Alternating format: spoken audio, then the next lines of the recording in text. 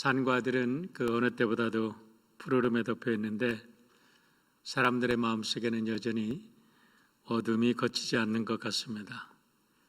하지만 우리가 분명히 알아야 될 것은 영원한 어둠은 없습니다. 어둠은 반드시 걷히게 되어 있고 어둠이 짙을수록 새벽은 가까워 온 것을 우리가 믿습니다. 오늘 하나님께서 이 예배를 통해서 우리 사랑하는 모든 성도들 속에 성령으로 충만케 해주시고 여러분이 새벽을 깨우는 아름다운 나팔수들이 되시기를 주의 이름으로 축원합니다. 지난주에 금지되었던 비즈니스도 오픈이 되고 예배도 일부 재개된다고 해서 기대가 많았는데 뜻하지 않게 지난 월요일 날 미네소타에 있는 미네아폴리스에서 우리 경찰의 폭행으로 사람이 죽게 된으로 말미암아 지금 미 전역에 지금 폭동이 일어나고 있습니다. 어저께 또 우리 LA에서도 또 폭동으로 크게 번질 것 같은 두려움 때문에 많은 사람들이 초조하게 뉴스를 지켜보고 있었는데요. 다행히 큰 폭동으로 번지지 않아서 다행입니다. 어쨌든 뉴스를 보니까 미네아폴리스는 지금 심한 몸살을 앓고 있는데 이런 폭동이 계속된다 그러면 코비드-19과 겹쳐서 우리 미국 내의 어려움이 전 세계의 어려움으로 크게 번질 수도 있습니다.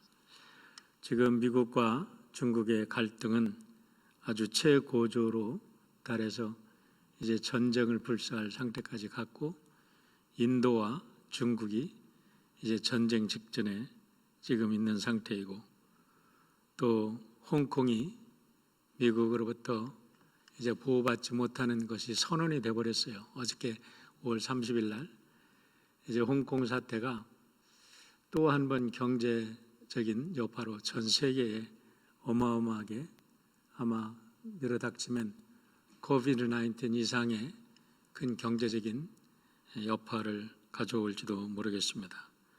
어쨌든 우리가 볼 때 이 사회적이로든지 또 우리 영적인 면에서 깊은 어두움이 깊게 내리고 있는 이 세상이다 라고 볼 수가 있는데 중요한 것은 누가 이 어두운 세상을 희망으로 알리는 닭의 울음소리를 낼 것이냐 하는 것에 오늘 귀 기울이고 우리 사랑하는 성도 여러분, 교회들이 다시 깨어 일어나 교회의 본분을 다할 때 이 세상의 어둠이 물러가고 새로운 희망이 다가올 줄 믿습니다.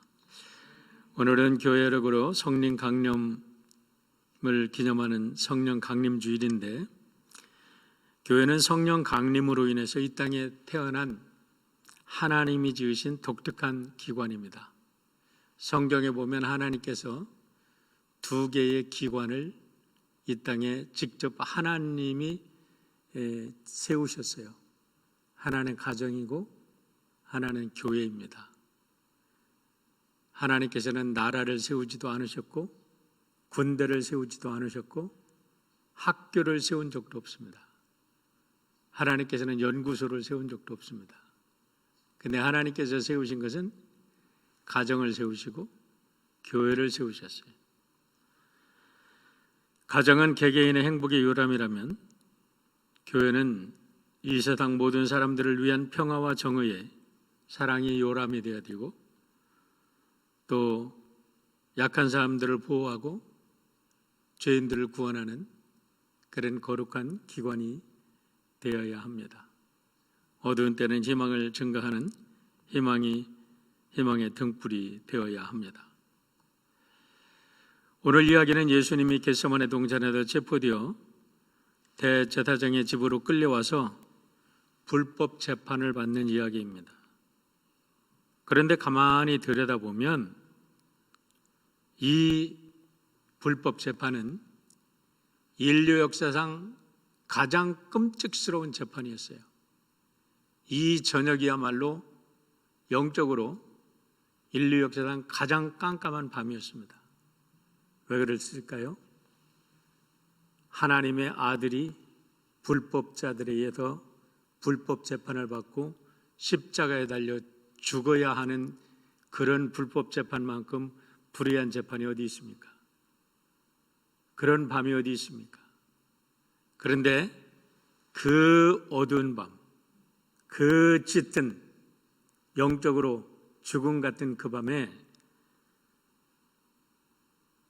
교회의 탄생을 울리는 닭의 울음소리가 있었다는 거예요. 이 속을 우리가 들여다보면 절망이 아닌 새로운 교회 탄생을 위한 마지막 진통의, 출산의 진통의 순간이었음을 우리는 볼 수도 있다는 겁니다. 오늘 1절을 보면 예수님을 체포한 그 주도한 세력이 누구인지를 알게 됩니다. 군대들과 로마의 천부장이었다고 나옵니다. 지난주에 우리는 로마의 군대라는 단어가 스페이라라는 단어로 600명의 로마 군사로 결정된 로마 군대의 조직이라고 말씀을 드렸는데 오늘 보니까 천부장이 등장해요. 그러니까 스페리아라는 600명의 군사뿐만 아니라 1000명의 군사들이, 여러분 대장이 움직이는데 거기에 군사들이 다 따라 나오지 않겠어요?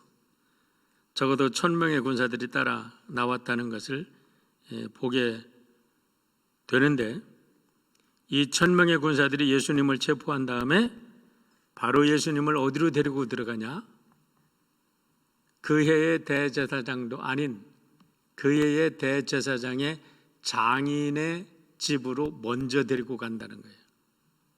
뭐를 말합니까? 여러분, 로마 군대 1000명을 움직이려면, 천부장을 움직이려면 그냥 움직입니까? 절대로 그냥 움직일 수가 없죠.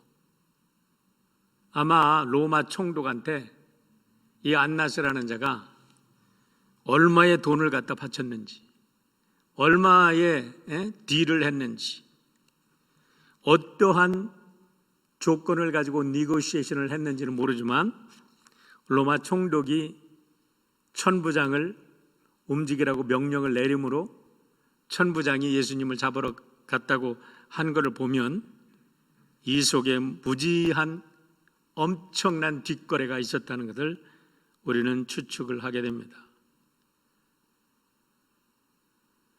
요한은 다른 복음서에도 등장하지 않는 안나스의 존재를 분명하게 밝히고 있는데, 이것은 당시에 그리고 그날 밤에 얼마나 끔찍스러운 불법적인 재판이 일어난 것을 강조하고 있는 거예요. 자, 18장 13절을 보시길 바랍니다. 먼저 안나스에게로 끌고 가니 안나스는 그해 대제사장인 가야바의 장인이다 라고 말합니다. 여러분, 여기서 왜 요한이 이 말씀을 강조하고 있는 걸까요? 그 해의 대제사장은 가야바입니다. 그런데 왜 로마의 천부장이, 군사들이 예수님을 잡아서 그 전임 대제사장인 안나스에게 데려갔냐 이게요. 근데 그 안나스의 정체가 뭐라고요?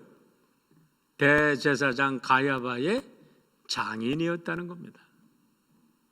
여러분, 이 사실도 우리들에게 어마어마한 당시의 종교적인 부패와 이스라엘 사회가 얼마나 썩었는지를 보여주고 있는 거예요. 지금도 큰 교회 목사님들이 자기 아들들 다 유학시켜가지고 한국에서 공부 잘 시켜도 훌륭한 자를 만들어가지고 자기에게 물려주는데도 지금 절대 안 된다 난리 법석을 치고, 결국은 또 그래도 그 사람들이 낫다, 그 사람들을 목회자로 해야 된다 하면서 전체적으로는 교회는 여러분 썩어가고 사회는 부패해갑니다. 그런데 오늘 안나스가 아들이 있었는지 아니면 아들이 없었는지 자기 사위를 갖다가 대제사장으로 세우는 그런 지경에까지 이런 것을 보면 그 사회가, 대제사장직이 얼마나 많은 권력을 가지고 얼마나 많은 이권이 있길래 자기 사위를 대제사장에 세웠는가. 그리고 로마의 군대를 움직이는 세력은 그 뒤에서 바로 누구라? 안나스였다는 거죠. 아마 안나스의 뒤를 이어서 이렇게 야비하고 비열하고 교활한 가야바를 내세웠지만 그 뒤에서 실세는 안나스가 이래 좌지우지하고 있었던 것 아닌가 생각을 합니다. 자, 가야바라는 인물은 어떤 인물인가? 14절을 보시길 바랍니다. 가야바가 얼마나 교활했던 인물인가가 잘 나타나 있는데 가야바가 이렇게 말합니다. 이렇게 가야바를 소개합니다. 이게 요한의 소개입니다. 요한이 누구를 잘 알고 있었다고요? 대제사장을 잘 알고 있었던 사람이라 그래요. 오늘 그러니까 요한이 대제사장들의 그 관계나 이런 걸 다른 제자들보다 너무 잘 알고 있어. 그래도 이걸 소개를 하는 거예요. 가야바는 유대인들에게 한 사람이 백성을 위하여 죽는 것이 유익하다고 권고하던 자더라. 무엇입니까?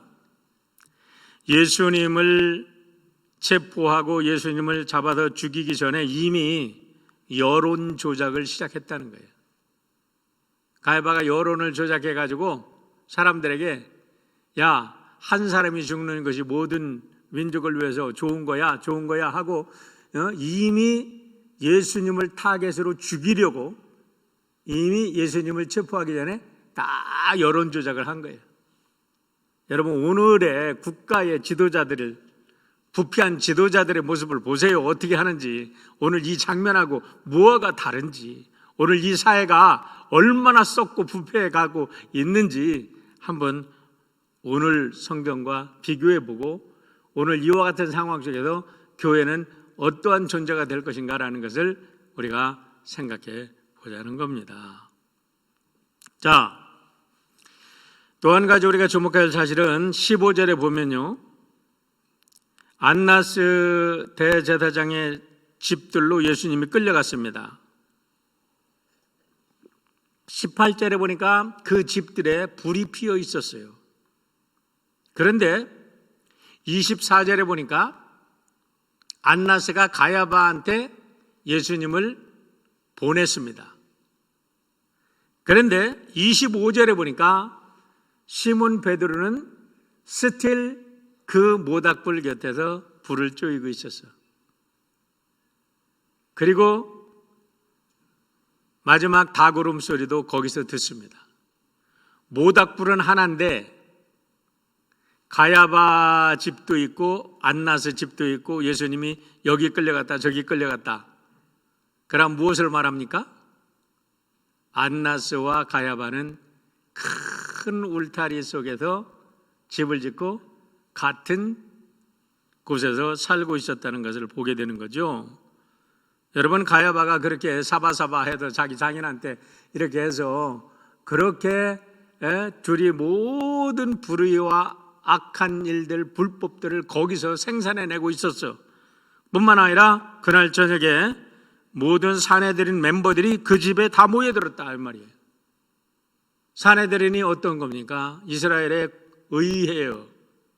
이스라엘의 의회인데 대통령이 자기 집 사저로 의회의 국회의원들을 다 불러들였던 거나 마찬가지야. 그러고서 의회에서 재판을 해야 되고 의회에서 법을 다뤄야 되는데 그 대통령의 관저에서 사저에서 지금 법을 다루고 있어.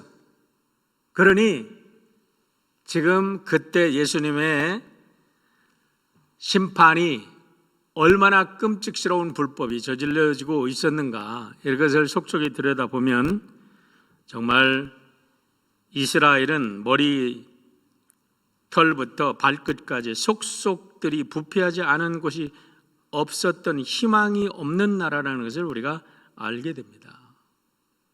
그렇기 때문에 이스라엘은 예수님이 십자가에 달려 죽으신 지가 30년입니다. 근데 그 후에 40년 후에 70년에 이스라엘은 완전히 망해가지고 지구상이 없어졌어. 1947년에 이스라엘이 다시 독립한 것은 기적 중의 기적이에요. 2000년에 걸쳐서 나라가 없이 민족도 사라지고 주권도 사라지고 땅도 사라졌던 그 사람들이 다시 모여서 이스라엘을 건설했다는 것은요, 정말 특별한 기적입니다. 여기서 우리가 생각해야 될 게 있어요. 역사에는 예외가 없습니다. 지도자들이 타락하면, 그리고 국민들이 이게 타락했는지 안 했는지도 모르고 정신없이 자기의 탐욕만 채우고 자기의 하루하루 먹고 사는 것만이 모든 것인 줄 알고 그렇게 살아가다 보면 그 나라는 반드시 망한다. 그 후에 그 사람들은 어떠한 대가를 치르는지, 그거는 이스라엘 역사를 통해서 하나님께서 우리들에게 너무나 잘 보여주고 계신 거예요. 그런 면에서 이스라엘 사람들이 선문이라는 것은 맞기도 합니다. 그들의 고통과 그들의 삶을 통해서 하나님은 우리들에게 오늘도 너무나 귀한 레슨을 보여주고 있기 때문에 그렇습니다. 그런데 오늘 메시지의 핵심은 대제사장의 무리들이 얼마나 예수님께 불법적인 재판을 저질렀는가를 강조하고 있는 것은 아닙니다. 오늘 문제의 핵심은 이렇게 깊은 영적인 어둠을 누가 깨울 것인가라는 것에 여러분 초점이 있다는 사실을 믿으시길 바랍니다. 이 어둠에 누가 이 어둠을 희망으로 새롭게 이 새벽을 알리는 닭의 홺소리를 낼 거냐 이 말이야. 회치는 소리 정말 듣고 싶지 않습니까?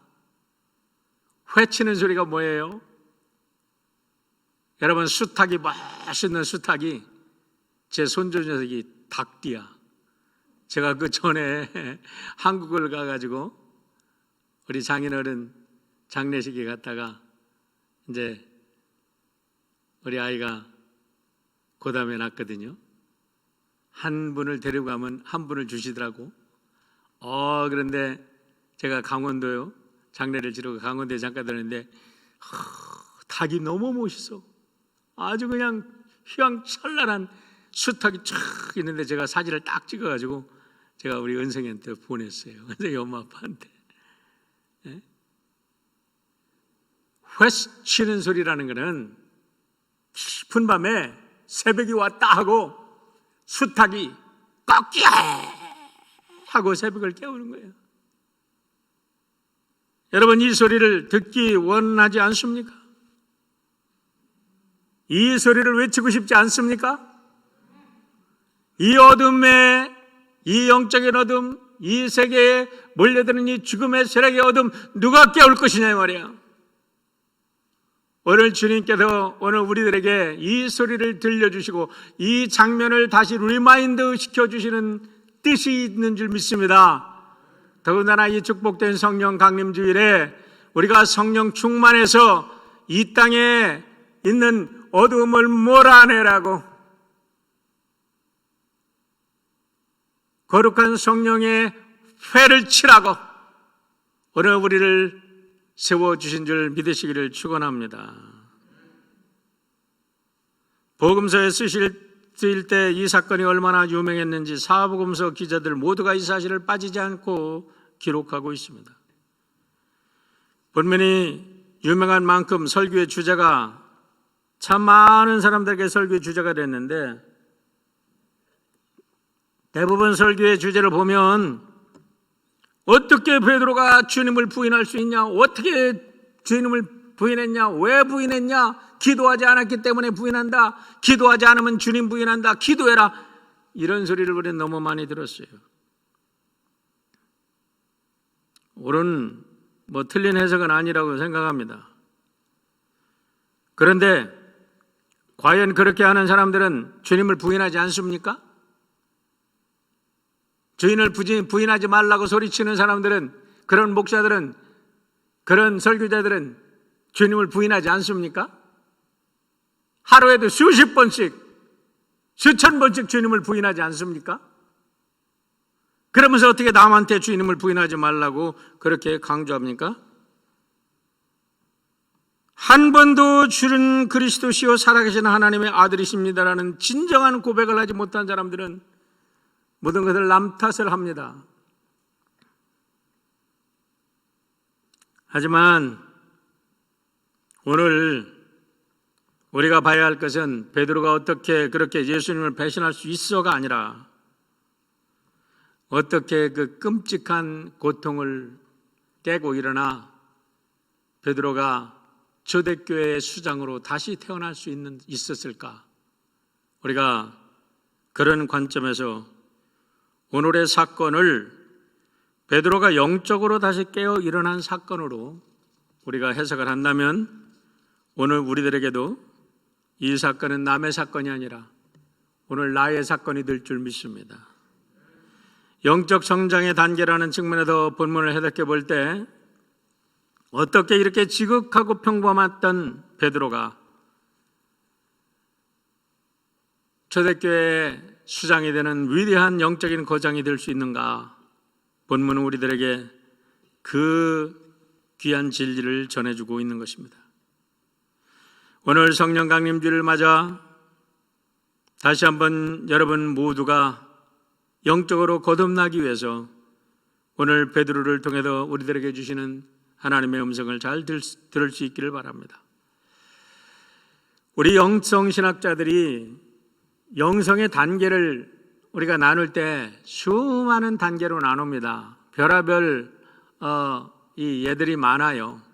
근데 제가 특별히 이렇게 좋아하는 영성신학자로서 이 영성의 단계를 나눈 사람을 에벨린 언더힐이라고 영국의 신비주의 미스티시즘의 많은 책을 낸 영국의 여류 캐톨릭 작가입니다.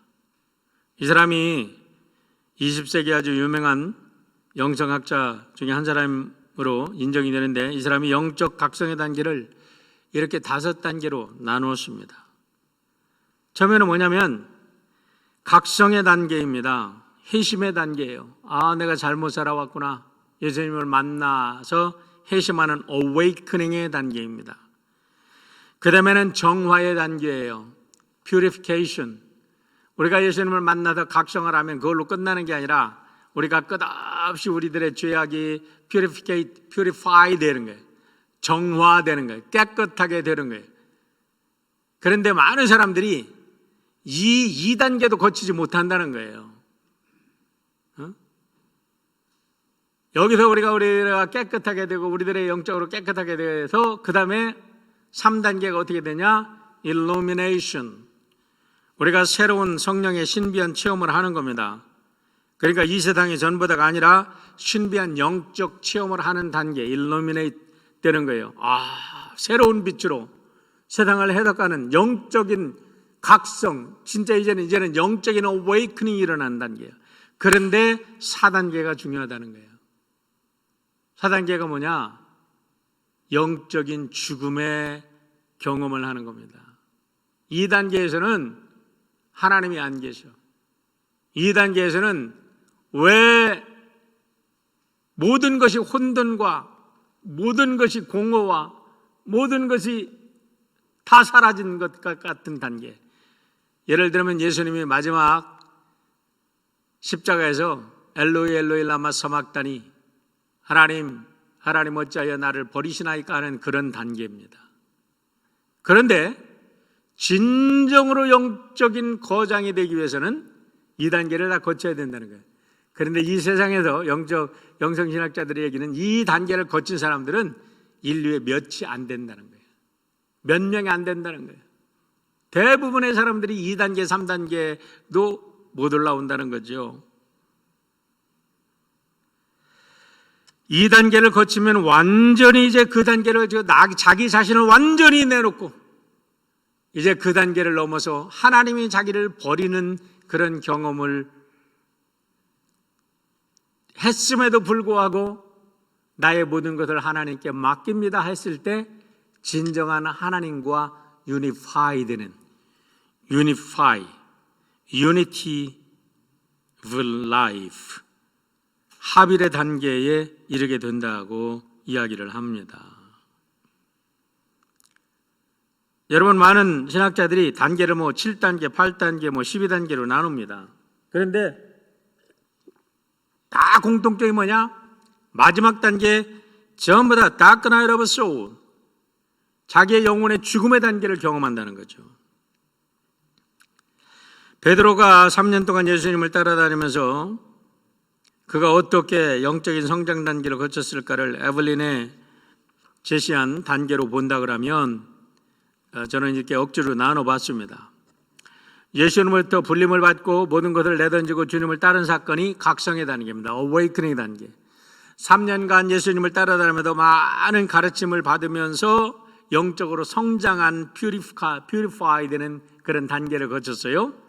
그리고 변화산의 성당에서, 변화산상에서 아주 특별한 경험을 합니다. 아주 영적인 일루미네이트 되는 그런 특별한 경험을 베드로가 하게 되는 거예요. 그런데 오늘 그 변화산 경험을 통하고 나서 예수님 앞에서 예수님을 부인하는 영적 죽음의 단계를 경험합니다. 여러분, 다 기울었어요? 베드로가 통곡했어요? 그 통곡은요, 사실은 베드로가 완전히 박살나는 통곡입니다. 자기의 존재가 완전히 무르돌아가는 그런 아픔의 고통을 맞이하는 통곡의 순간입니다. 그걸 거치고 나서 이제 오순절에 정말 하나님의 영으로 완전히 합일되는 단계. 그래서 베드로는 위대한 역사를 일으킨 것을 우리가 보게 됩니다.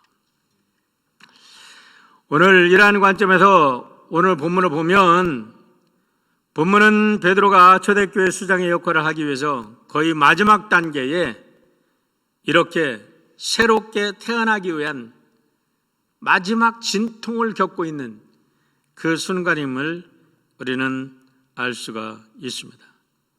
오늘 코로나 바이러스로 인해서 모든 사람들이 두려움에 사로잡혀 있습니다. 아까도 말씀드렸지만은 이제 폭동이 일어나고 이것이 어떻게 어떤 여파를 미칠지 모르겠어요. 홍콩 사태가 어떤 여파를 미칠지 모르겠어요. 동부의 사람들은 지금 허리케인으로 지금 또 엄청난 고통을 당하고 있습니다. 여러분, 우리 서부에 사는 사람들은 정말 감사한 일이야. 어쩌면 또 여기에 지진이 닥칠지 아무도 모르죠. 가을이 되면 산불이 닥쳐도 모든 것을 핥아갈지 모르죠. 우리는 아무것도 모릅니다. 그러나 이와 같은 어두움이 깊게 이 사회를 누르고 있을 때에 우리가 진정 하나님의 백성들이라면, 하나님의 자녀라면 어떻게 살아야 할 것인가 라는 것을 오늘 본문에서 세 가지를 찾아보려고 합니다. 첫 번째는 세상의 악에 대해서 분노하기보다는 매일 자신의 십자가를 충성스럽게 지라는 겁니다. 오늘 본문을 묵상할 때 자칫 잘못하면 사람들은 불의한 대제사장 안나스와 가야바 무리를 향하여 참으로 나쁜 놈들, 한 나라의 영적 지도자, 정치적 지도자들이 저러니 나라 꼴이 그럴 수밖에 없어 하고도 분통을 터뜨리면서 여러분들이 소주를 벌컥벌컥 들이키면서 막 혼자 분노할 수 있어요. 그러나 여러분들이 아무리 그렇게 개인적인 분노를 터뜨린다 그래도 세상은 바뀌지 않습니다. 그리고 그런 분노를 터뜨리는 것으로만 우리 하나님께서 의롭다고 인정해 주시지도 않고 그것은 하나님이 원하시는 일도 아닙니다. 칠레 외교관으로 있었던 사람이 칠레에 가서 몇 년 거주하고 나서 들려준 이야기가 있습니다. 그 사람이 칠레에 처음 가서 운전면허증을 받기 위해서 이제 어딜 가든지 다 DMV에 가서 운전면허증 시험을 치르잖아요. 운전면허증을 받기 위해서 이제 DMV에 가서 시험을 치르고 이제 인터뷰를 하는데 마지막 면접을 거기는 했답니다. 면접을 하는데 면접관으로 들어온 사람이 누구냐면 할머니들에. 근데 할머니가 갑자기 그 사람에게 묻는 겁니다. 술을 먹을 줄 아느냐 하고 묻더랍니다. 그런데 이 사람이 가만히 생각하니까 술을, 여러분 어떻게 대답하겠어요? 술을 먹는다 그러면 이거 운전자가 술 먹으니까 떨어질 것 같으니까 술을 못 먹는다라고 대답을 했답니다. 할머니가 다시 질문합니다. 아니, 당신이 외교관인데 파티에서 술 한 잔 정도는 먹어야 될 텐데 당신은 술을 마시지 않습니까? 그러니까 이 사람이 또 저는 절대 술을 마시지 않습니다. 그랬답니다. 그럼 몇 시간 있다 오라고. 그러다 갔더니 면허증을 찾으러 갔더니 이 사람이 합격을 했겠어요? 안 했겠어요? 했으면 제가 얘기 안 하지. 박탈. 그런데 면허증을 안 줄 뿐만 아니라 이 사람은 정신진단을 받아야 할 자라 그렇게 써놨더래. 어이구, 이게 무슨 소리야. 아니, 멀쩡한 사람한테 정신병자 취급을 하고 정신진단을 받아보라니 무슨 말입니까? 그랬더니 할머니가 그렇게 얘기를 하더랍니다. 외교관이라면 파티 석상에서 술 한 잔 정도는 할 줄 아는 사람이 분명한데 나는 당신에게 2번씩이나 술을 마실 수 있냐고 물어봤는데 당신은 나에게 2번씩이나 거짓말을 했기 때문에 당신은 정신이 건강하지 않은 사람이라고 내가 판단을 하오. 만약에 당신 같은 사람이 교통법규를 위반하고 교통신경이 면허증 내밀고 달라고 하면 나는 절대 위반한 적 없다고 또 거짓말할 거 아닙니까? 해서 그 외교관이 뒤통수를 방망이로 맞는 같은 충격을 받았다는 거예요. 여러분, 오늘 본문을 가르치는 많은 설교다 저를 비롯해서 입에 거품을 물고 대제사장의 불의를 심판하고 정죄하는 일에만 열을 올리지만 진정 오늘 우리 자신들이 그렇게 매일 주어진 하루의 그 작은 일 속에 정직하고 그 작은 일 속에 진실할 수 있는 용기가 있나요 말이에요. 영적인 대변혁이 어디서 시작합니까? 여러분, 엄청난 일을 하라고 하십니까? 우리로 하여금 저 미네아폴리스에 있는 폭동을 가서 진압하라고 하십니까? 아니잖아요. 지난 금요일 날 딸아이가 전화를 했습니다. 요즘에 그녀하고 대화가 많습니다. 애가 미네아폴리스에 폭동을 보고서 너무 괴로워하는 거예요. 이 녀석이 대학에서 정치학을 공부하고 대학원에서 교육학을 공부했습니다. 아빠, 내가 학교에서 배운 거하고는 너무 다르잖아. 이거 어떻게 되는 거야? 왜 세상이 이렇게 돌아가? 내가 무엇을 해야 돼? 나는 지금 너무 편하게 아이하고 이렇게 지내는데 난 너무 괴로워 하면서 사회의 불의와 그 잘못된 사회 구조학에 대해서 괴로워하는 거예요. 제가 뭐라고 대답하겠어요? 그래, 젊은 기상이 좋구나. 하지만 현실과 이상은 언제나 괴리가 큰 거야. 성경시대부터 지금까지 봐라. 아이디어한 세상하고 현재 우리들의 실제적인 리얼한 세상하고 영원한 갭은 아마 예수님 오실 때까지 바뀌지 않을 거야. 내가 정말로 이 사회를 위해서 뭔가를 하기를 원한다면 앞으로 아이들을 가르친다 그러면 아이들에게 진정한 정의가 뭔지, 진정한 가치관이 뭔지를 바로 가르쳐줘라. 네가 성경을 가르친다 그러면 정말 성경에다 하나님의 생명의 말씀이 무엇인지, 진리가 뭔지 바로 가르쳐라. 네가 더 나아가서 더 큰 일을 하고 싶다면 정치계에 입문해서 법을 바꿔라. 이런 이야기를 아이하고 한참을 대화를 나눴습니다. 그러고 나서 저 스스로에게 질문했습니다. 하나님, 저는 목사로서 이 상황 속에서 제가 할 수 있는 최선은 무엇입니까? 이 상황 속에서 제가 할 수 있는 최선은 무엇입니까? 기도한 중에 하나님께서 들려주신 음성은 다른 게 아니었습니다. 아무리 세상이 악하다고 희망을 포기하지는 말아라. 아무리 세상이 악하게 돌아가도 하나님의 백성들에게 희망의 메시지를 증거해라. 새벽이 올 수 있도록 닭의 회치는 소리를 증거해라 라고 하나님은 저에게 위로해 주셨습니다. 사랑하는 성도 여러분, 오늘 우리는 닭의 울음소리를 들어야 될 것이고 우리의 영혼을 깨우는 음성을 들어야 될 것이고 주의 소리를 들어야 될 것이고 또 우리가 그 소리를 듣고 이 세상을 깨우는 복음의 증인들이 되어야 될 줄 믿습니다. 어저께 복동을 보면서 흑인들을 비난한 사람들이 있을 수가 있습니다. 그러나 그렇지 않습니다. 아마 베드로는 자신의 입으로 예수님을 부인할 때까지는 베드로도 세상을 향하여 저 제사장들을 향하여 손가락질만 했던 사람인지도 모릅니다. 아니 어찌 이럴 수가 있어? 이렇게 간악한 짐승 같은 놈들이 어떻게 하나님의 아들을 저렇게 할 수 있어?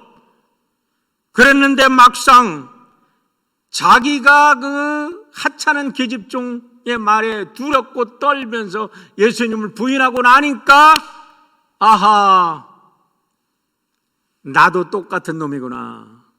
나도 별 수 없는 놈이구나. 나였구나 라는 것을 깨달으면서 처절하게 베드로는 그 순간에 박살이 난 줄 믿습니다. 여러분, 우리가 세상을 위해서, 의를 위해서, 정의를 위해서 싸운다고 할 때 여러분, 우리가 박살난 경험을 갖지 않으면 절대 정의를 말할 수가 없는 것입니다. 이 사회에 만연한 레이시즘의 희생자를 두고 그 아픔에 다른 말로는 어쩔 수 없어서 나와서 돌을 던지고 다른 말로는 어쩔 수 없어서 화염병을 던져 수밖에 없는 그들의 아픔을 우리가 끌어안지 않고 그들을 비난한다면 우리는 아직도 닭의 울음소리를 듣지 못하는 거예요.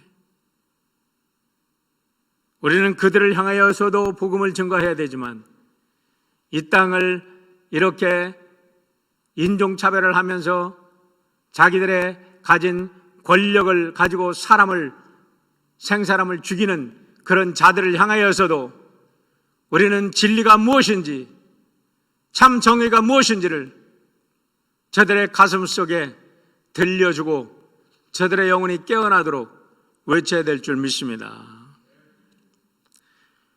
두 번째는 영적으로 완벽한 죽음을 경험해야만 새로워질 수 있다는 겁니다. 본문에 나타난 베드로의 일생 동안 이렇게 긴 밤은 처음 경험했을 것입니다. 여러분, 우리에게도 언젠가 한 번은 이렇게 긴 밤을 경험해야 될 때가 있을지 모릅니다. 이런 밤을 경험하지 못한 사람들은 그냥 평범하게 살다가 왜 사는지도 모르고 왔다가 그냥 가게 될지도 모르겠어요. 그러나 이 긴 밤, 이 고통스러운 밤을 견뎌낸 사람은 분명히 달라질 것입니다. 이전까지 베드로는 자기 자신에 대해서 너무나 자랑스러웠던 사람입니다. 예수님께 불림을 받았습니다. 언제나 예수님 곁에서 삼총사가 베드로, 요한, 야고보가 따라다녔습니다. 12 제자가 있었지만 그들 3명은 특별한 사랑을 받았습니다. 바다 위를 걸어봤습니다. 예수 그리스도는 주시오 하나님의 아들이라고 고백했고 자기의 고백 위에 교회를 세워주시겠다고, 음부의 권세가 흔들지 못하는 교회를 세워주시겠다고 그런 위대한 하나님의 언약도 받은 사람입니다. 변화산을 경험하고 예수님이 어떤 분인가를 똑똑의 눈으로 봤던 사람입니다. 겟세마네 동산에 예수님과 특별히 선택받아 기도하러 올라갔던 사람입니다. 조금 전까지만 해도 예수님을 위해서 정말로 그는 고백한 대로 그 1000명의 군사들 앞에서, 그 시위대 앞에서 말고의 귀를 자르고 내가 죽더라도 예수님 살리겠다고 말고의 귀를 자른 사람입니다. 그런데 그가 자기를 그렇게 사랑해 주었고 자기가 그렇게 사랑하는 예수님을 부인하는 순간 베드로는 자기 자신의 존재가 얼마나 약한 존재인지를 처절하게 경험했을 겁니다. 여러분, 그런데요, 재미있는 게 있습니다. 우리 하나님께서 위대하게 쓰는 자들을 다 그렇게 경험하게 했어요. 아브라함에게는 이삭을 죽여야 하는 경험을 하게 했어요. 야곱은 야복강 나루에서 자기의 환도뼈가 어긋나면서 자기가 정말 완전히 박살나는 경험을 받게 했습니다. 다윗은 나단 선지자를 만나기 전까지는 자기가 위대한 인물인 줄 알았어요. 그런데 나단 선지자를 만나고 나서 완전히 그는 박살이 납니다. 우리도 모르는 이 영적인 갈망이 있는지도 모릅니다. 그래서 제가 늘 여러 번 소개를 해뒀지만 또 소개합니다.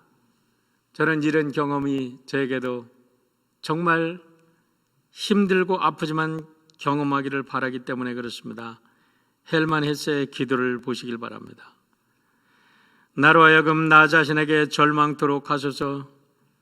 그러나 주님을 향해 저는 절망하지 않게 하소서.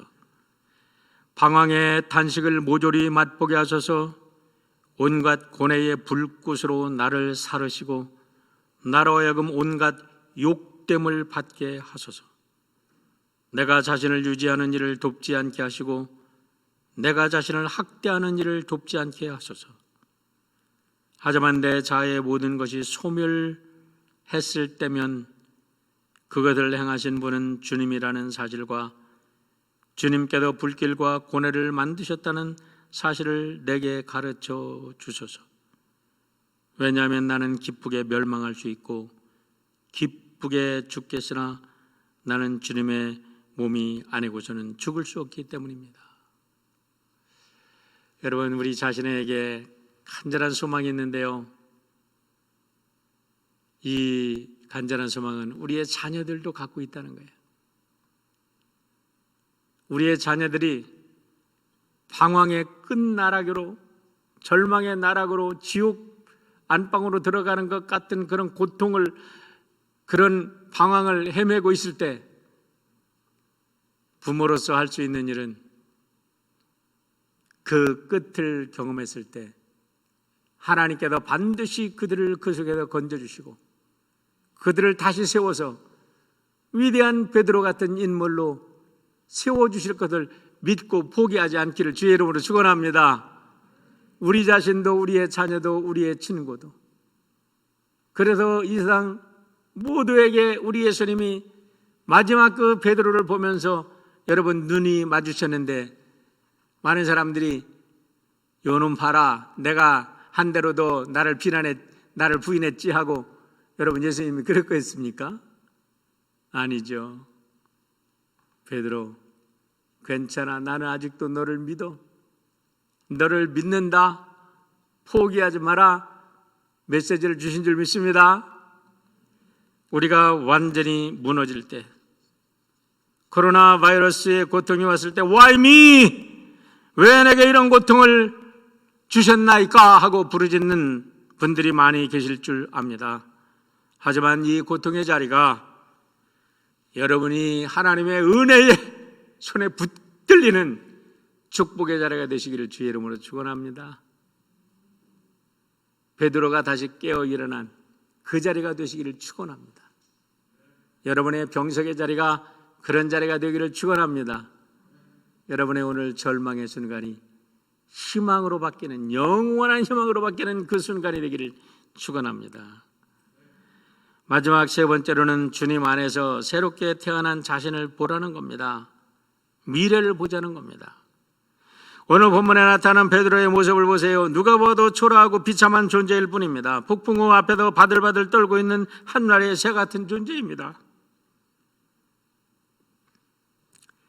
그 모닥불 앞에서 예수님을 3번씩이나 부인하고 떨고 있는 그의 모습 속에서 어떻게 50일 후에 예루살렘 성전 그 앞에서, 그 원수들 앞에서 예수는 하나님의 아들이다, 예수는 부활하셨다 당당히 외치고 있는 그 베드로의 모습이 보이겠습니까? 안 보이잖아요. 누가 보셨을까요? 예수님은 보시고 계신다는 사실이에요. 우리 하나님은 알고 계신다는 사실이에요. 할렐루야. 코로나 앞에서 떨고 있는 여러분의 자신의 모습을 보시길 바랍니다. 계집종 앞에서 두려워 떨며 예수님을 부인하는 베드로의 모습과 얼마나 다릅니까? 그러나 이 예배를 드리는 여러분들 중에서 그 누군가 이 어둠이 가시고 새로운 시대가 올 때 이 사회의 리더가 되고 교회의 리더가 되고 이 사회에 희망을 줄 위대한 백성들이 탄생할 것을 믿습니다. 주님이 여러분을 바라보고 계시는 것이에요. 실망하지 않기를 주의 이름으로 축원합니다. 내가 주체가 아니라 주님이 주체가 되셔서 오늘 나를 일으켜 세워주실 때 우리는 그 일이 가능한 줄 믿습니다. 1994년 일본인으로서는 두 번째 노벨 문학상을 수상한 분이 계십니다. 오에 겐자부로라는 분인데 이분이 젊을 때에는 아주 굉장히 사회주의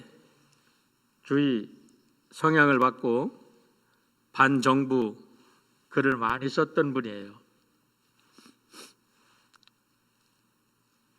그런데 그분이 아들을 낳고 나서 많이 변화되었습니다.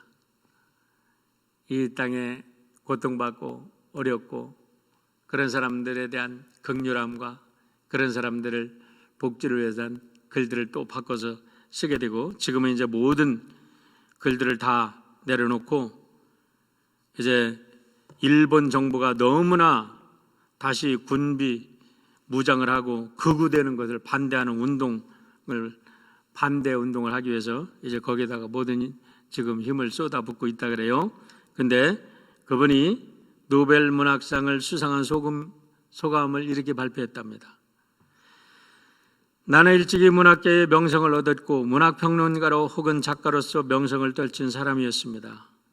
그런데 나의 삶에 큰 계기가 찾아왔습니다. 그것은 내 아이가 정박아로 태어난 것입니다. 어째서 우리에게 이런 아이가 태어났을까?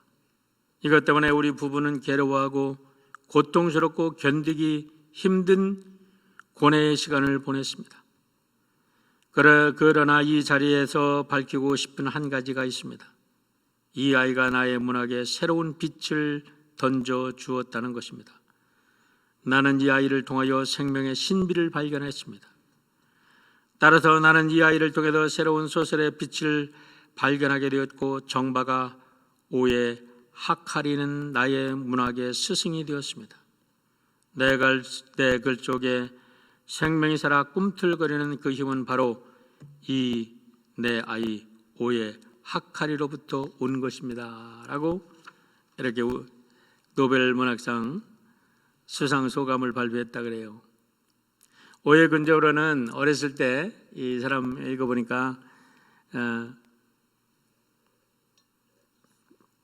이 집안의 할머니, 어머니가 아주 굉장히 문학적인 그런 가정이었던 것 같아요. 그래도 어렸을 때에 어머니가 그 읽어준 동화책 자기가 죽을 때까지 가지고 가겠다. 이건 내 무덤까지 가지고 가겠다. 그렇게 허클베리 핀 같은 그런 동화를 그렇게 좋아하고 그렇게 사랑했다 그래요. 그래서 책을 많이 읽고 나중에는 불문과를 공부하고 영국과 미국의 문학을 공부한 사람이라 나중에는 영적인 문제를 많이 다뤘는데 보니까 이 사람이 크리스찬이 되었지 않나라는 생각에서 많은 뒤져봤는데 지금 크리스찬이라는 말은 나오지 않았는데 어쨌든 이 사람이 23살에 작품을 써가지고 일본 사회를 떠들썩하게 만들었습니다. 아주 훌륭한 작가로서 이제 된 다음에 이 사람이 25살에 결혼을 하는데 그러고 나서 첫 아이가 태어났는데 진단이 이건 무슨 소리인지는 모르겠어요. 뇌탈장이라는 진단을 받았는데 아이는 겨우 목숨을 건졌지만 지적 장애와 눈과 귀를 못 쓰는 식물인간이었답니다. 4살까지 아이가 겨우 반응하는 것은 새 소리에 겨우 반응할 정도였다고 그래요. 그런데도 이 겐자브로 부부는 실망하지 않고 이 아이에게 모차르트, 쇼팽, 바하 같은 음악을 계속 클래식 음악을 들려줬답니다. 그러고 나서 6살에 겨우 이제 걸으면서 부모와 함께 산책을 하는데 이 아이가 처음으로 1000문장을 만들었대요. 1000문장 만드는 게 뭐냐면 그 뜸부기에 우는 소리를 듣고 뜸부기를 보고 저건 흰 눈썹 뜸부기예요 라고 아이가 첫 문장을 얘기를 했대요. 다른 사람들에게는 너무나 평범한 일이었지만 이 겐자브로 부부에게는 너무너무 익사이드한 정말 저들의 영혼을 깨우는 그런 소리가 됐어요. 그래서 그때부터 겐자브로의 문학이 바뀝니다. 이분의 사상이 바뀝니다. 근데 놀라운 것은 이 아이가요, 이런 자폐증을 가지고 평생을 살지만 지금 일본에 뿐만 아니라 세계의 명성을 날리는 음악가가 됐다는 거예요. 자폐아로서 음악가가 됐다는 거예요. 사랑하는 성도 여러분, 우리의 아픔이, 우리의 고통이 누군가의 사랑을 먹고 자랄 때 이런 새로운 희망으로 이런 놀라운 세계를 변화시키는 이런 일로 다시 태어나게 될 줄 믿습니다. 주님이 절망한 베드로를 희망의 불꽃으로 세워주시는 주님의 눈빛을 오늘도 보시고 닭 울음소리 어디서 들려오는지 한번 들어보시기를 축원합니다.